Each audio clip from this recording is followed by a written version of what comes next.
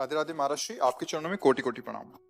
महाराज जी, मैं आपके दिखाए मार्ग पर चलने की कोशिश कर रहा हूँ, लेकिन महाराज जी सांसारिक जीवन में आने वाली कोई भी परेशानी से डर जाता हूँ। सही गलत का फैसला नहीं ले पाता। ये भय को कैसे निकालूं महाराज जी? मेरा मार्गदर्शन करें। देखो, ये तो तुम्हें सत्संग के द्वारा पता ही चला होगा कि कोई तुम्हारा पहला जन्म तो है नहीं। पीछे से हमारे द्वारा बहुत से दो प्रकार के कर्म होते आए हैं, शुभ और अशुभ, और उसी से मिश्रित करके शरीर की रचना हुई है। अगर केवल शुभ कर्म हो तो देव शरीर प्राप्त होता है, केवल अशुभ कर्म हो तो नरक की यातना भोगने वाला यातना देह प्राप्त होता है। अधिक पाप हो जाए, पुण्य कम, तो तिर्यक योनियों में जिसका सम बराबर होता है, पुण्य और पाप मिश्रित, उसे मानव देह मिलती है। एक सिद्धांत है, एक क्रम है। अब हमारे हृदय में चिंतन क्या चल रहा है?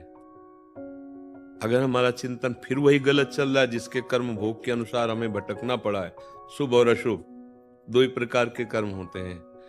तीसरा जो शुभ अशुभ दोनों को विध्वंस करता है वो भागवतिक कर्म योग कहा जाता है। वो भगवान को समर्पित शास्त्र सम्मत कर्म होता है।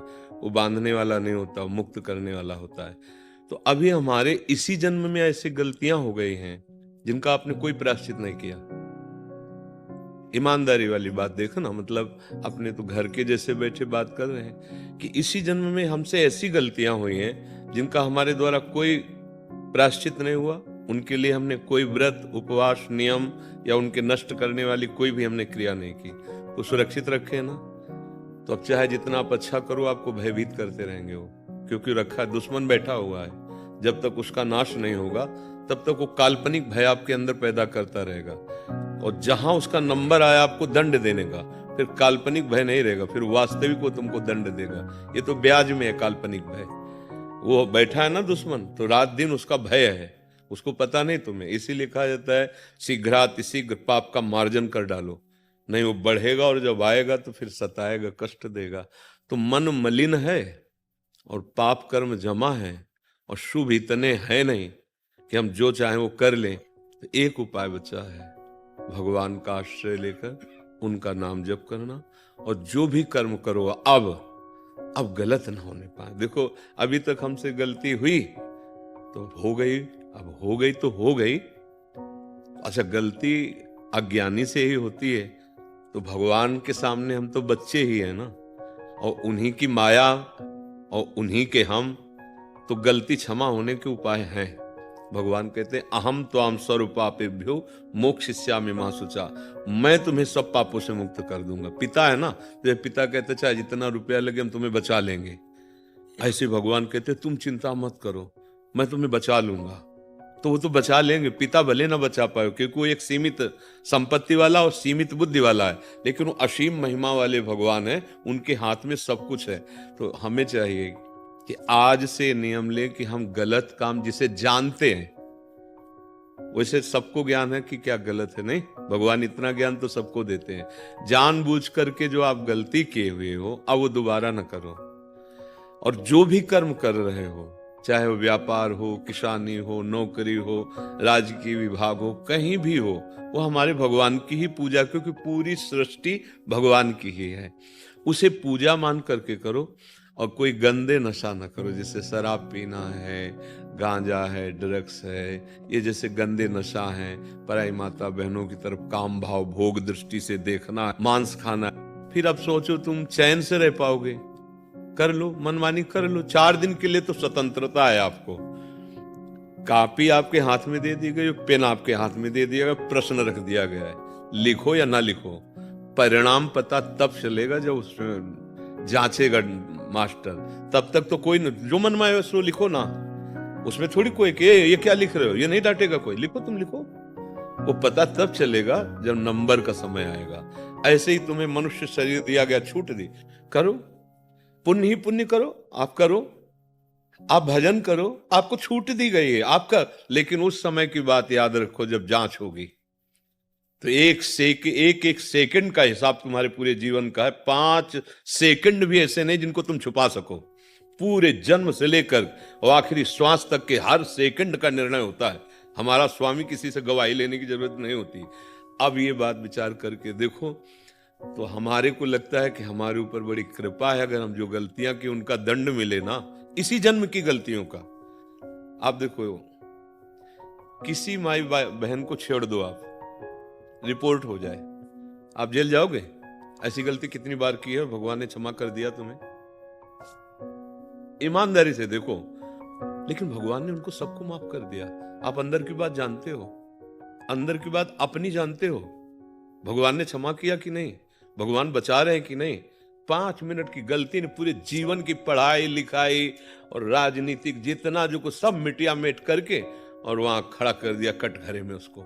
और ऐसी गलतियां 50 ने 50,000 बार अपने से हुई हैं और एक बार भी थप्पड़ नहीं लगा। तो जमा है ना, वो कितना कृपालु, फिर भी हमें चैन से जीने दे रहा है। हम कितने गलत, अंदर की बात देखो, अंदर की एक पॉइंट हम कह रहे हैं, ऐसे कितने पॉइंट हमारे द्वारा गलतियां हुई जिनको ऐसे दबा दिया गया, हम ही ने दबा दिया, और आज तक कोई ना समाज जानती है और ना कोई कानून से दंड मिला है। तो वो फ्री थोड़ी वो रखा है, वो तैयार हो रहा है बिल्कुल खा पी के, जैसे दूध पी के कोई एकांत कमरे में रियाज लगा रहा हो तुम्हें परास्त करने के लिए। वो तुम्हारा कर्म अवश्य में भोक्तव्यम कृतम कर्म शुभाशुभम। इसलिए अब तुम तैयार हो जाओ उसको नष्ट करने के लिए। वह है भगवान का नाम और भगवान का आश्रय। हरि आश्रय लेकर नाम जप करते हुए अब अच्छे कर्म में उतर जाओ, तो वो पूर्व के कर्म नष्ट हो जाएंगे और जो हमारा विधान रच गया है भोगने का, उसको भोगने की सामर्थ्य मिल जाएगी। जैसे जो शरीर रचना के समय लिख गया था कि इतने वर्ष से इतने वर्ष तक ये दंड मिलेगा, ये दंड मिलेगा, वो तो लिख गया है, उसे तुम काट नहीं सकते, उसको भोगने की सामर्थ्य मिलेगी। लेकिन जो जमा है हिसाब, वो भस्म हो जाएगा। जो आगे हमसे गलती होगी वो क्षमा कर देंगे। प्रभु बड़े कृपालु हैं, इसलिए ऐसा लगा। बेमतलब का मन भय प्रदान करता है जब हमारे कर्म बिगड़ जाते हैं। पूर्व जो कर्म बिगड़े हुए हैं तो बेमतलब का वो भय देगा। इतना कष्ट हो जाता है कि फिर वही मन सिखाने लगता है कि मर जाओ तो अच्छा है। आप देख लो, सबको शरीर और प्राण कितने प्रिय हैं, और इस मन के कहने के अनुसार चलने से हमसे यदि गलतियां हो गई हैं, तो वो जब गलतियों का दंड मन दिलाता है, यही मन दिलाता है, तो यही हमें शिक्षा देने लगता है कि यार ऐसे, और कितना बड़ा अपराध कराने के लिए प्रेरित कर दिया। बहुत नीच है ये मन, इसके कथनानुसार चलोगे तो सर्वनाश कर देगा ये। और अगर शास्त्र और गुरुजनों की आज्ञा के अनुसार चलो तो यही मन तुम्हें आनंद में डुबो देगा। अब देखो, एक है भयावह कल्पना और एक है आनंददायक। भगवान बड़े कितने कृपालु हैं, कदम कदम पे रक्षा करते हैं, सर्व सामर्थ्यशाली। अब ये भी तो चिंतन चल रहा है और एक चिंतन बुरा चल रहा है, तो कमजोर हो गया मन हमारा विषयों से, तो वो गंदी गंदी बातें सोचता रहता है, निगेटिव सोचता रहता है। बलवान हो गया तो पॉजिटिव सोचता रहता है। तो हमारी सोच सही हो जाए, इसके लिए हमें नाम जप करना पड़ेगा और गंदे आहार ये सब छोड़ना पड़ेगा। आज हमारा जो समाज है वो पतित होता चला जा रहा है? कितना पतित होता चला जा रहा है। 10-11 बजे तक तो सोना है, 12 दिन में 11-12 बजे तक तो सोना है उसे। रात्रि भर उद्दंडताएं सोचनी है, नशे करने हैं, पार्टीबाजी करनी है, और ये सब। अब ये जीवन कहीं उन्नति वाला जीवन है? आप इसमें सोच के देखो, क्या उन्नति वाला जीवन है? कौन सा जीवन है? ठीक है, तुम धन कमा लिए हो, सैकड़ों अरब कमा लीजिए, मरोगे तो लाद के ले जाओगे सैकड़ों अरब, यही बैंक में जमा रहेंगे और ये आचरण जाएंगे तुम्हारे साथ, जो कर रहे हो ना, ये आचरण जाएंगे।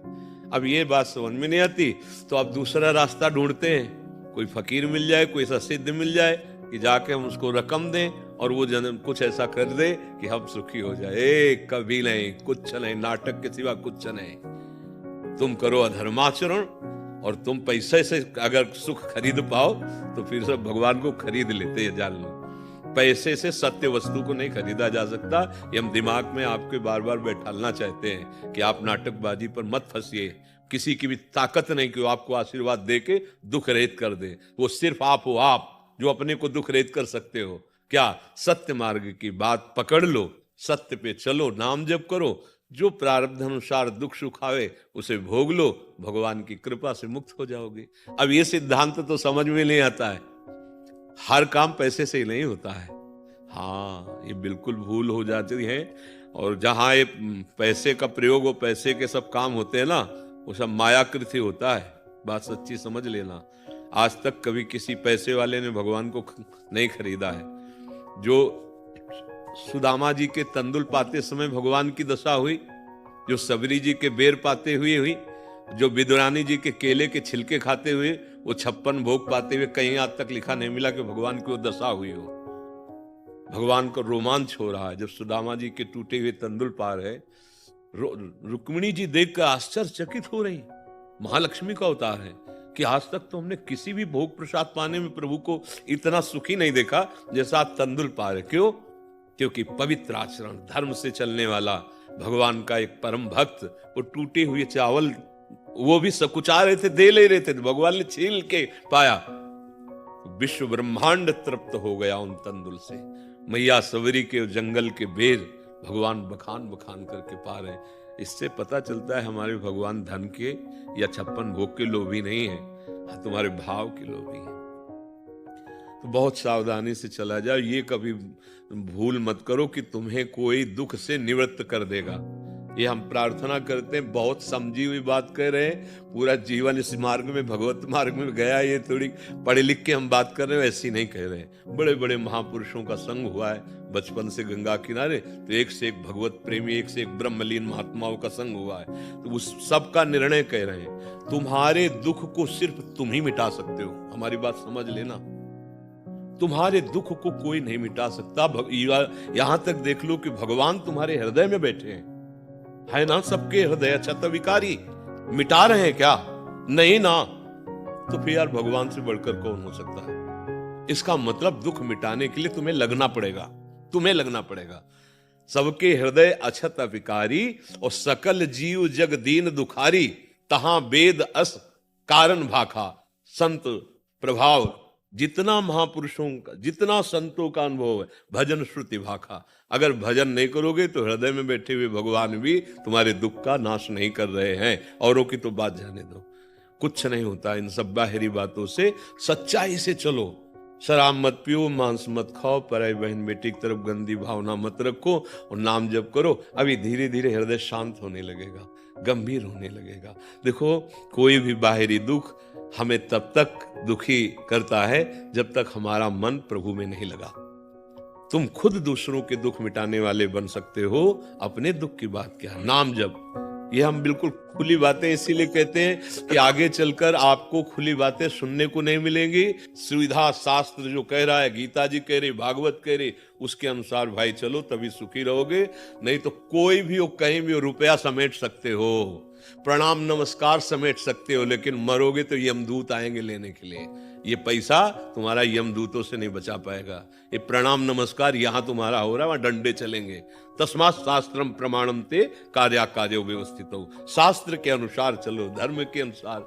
अब आजकल कौन धर्म के अनुसार चलना चाहता है? आप विचार करके देखो। जिसको देखो वो ये सोचता है झूठ और छल कपट से जितना रुपया आ जाए, चाहे जिस मार्ग में हो, चाहे जिस मार्ग में, मत फंसो। ना तो स्वयं कोई ऐसा कार्य करो, ना किसी को करने का उत्साह दो। अगर आप ऐसे लोगों के पास ना जाए तो सुधर जाए वो भी ना, लेकिन आप खुद गलती करते हो, आप जाते हो, आप ऐसे सब नौटंकी नाटक को स्वीकार करते हो। तो इसलिए हम सबसे प्रार्थना करते हैं, कोई भी तुम्हारे दुख को नहीं मिटा सकता विश्व में। भगवान तुम्हारे हृदय में बैठे नहीं मिटा पा रहे तो औरों की बात जाने दो। जब तक तुम स्वयं सच्चे आचरण नहीं करोगे, भजन नहीं करोगे, दूसरों को सुख नहीं पहुंचाओगे, तब तक तुम सुखी नहीं हो सकते। ये सब नौटंकी नाटक माया का तुम्हारे दुख को दूर नहीं कर सकता। ये बात है, समझ रहे आप?